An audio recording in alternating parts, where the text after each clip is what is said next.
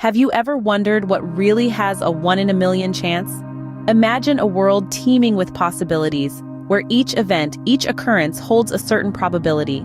Now let's break down this concept of a 1 in a million chance.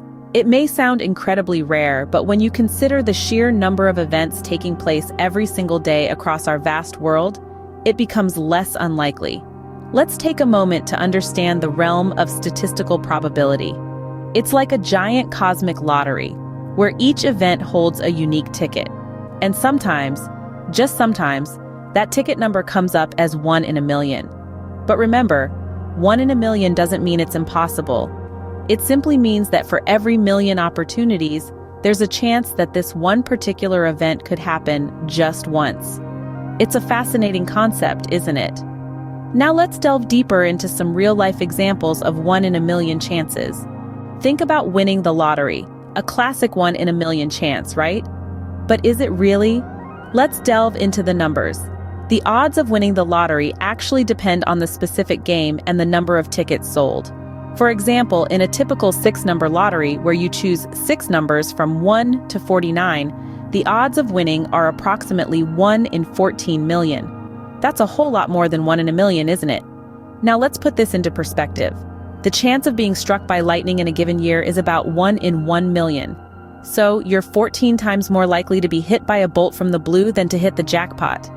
Similarly, the odds of becoming president? About 1 in 10 million. Even that's more likely than winning the lottery.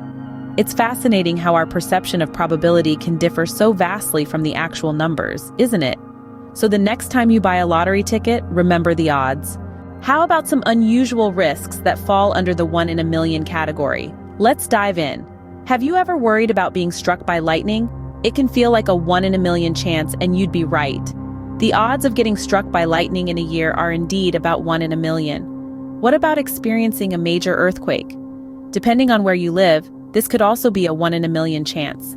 Places like California are more prone to earthquakes, but for most people around the globe, the odds are pretty slim. Now here's a term that might be new to you: micromorts. A micromort is a unit of risk measuring a 1 in a million chance of death. Yes, it's a bit morbid, but it's also a useful way to understand these unusual risks. So whether it's lightning strikes or earthquakes, we can measure these risks in micromorts. It's fascinating, isn't it? The world is full of 1 in a million chances. Let's look at some rare occurrences that you might not expect to be a 1 in a million chance. Take, for instance, men getting breast cancer. Yes, you heard that right. While it's much more common in women, men too can develop this disease. It's rare, but it does fall into our 1 in a million category. Now, this doesn't mean every man should live in fear of getting breast cancer. What it does mean, however, is that we can't rule out the possibility entirely. And that's an important point when we talk about these 1 in a million chances. They're not zero, they're small, but they're not non-existent. This brings us to the importance of considering individual circumstances when thinking about these probabilities. For instance, a man with a strong family history of breast cancer might have a higher likelihood than another. This doesn't negate the rarity of the event, but it does tweak the odds a bit.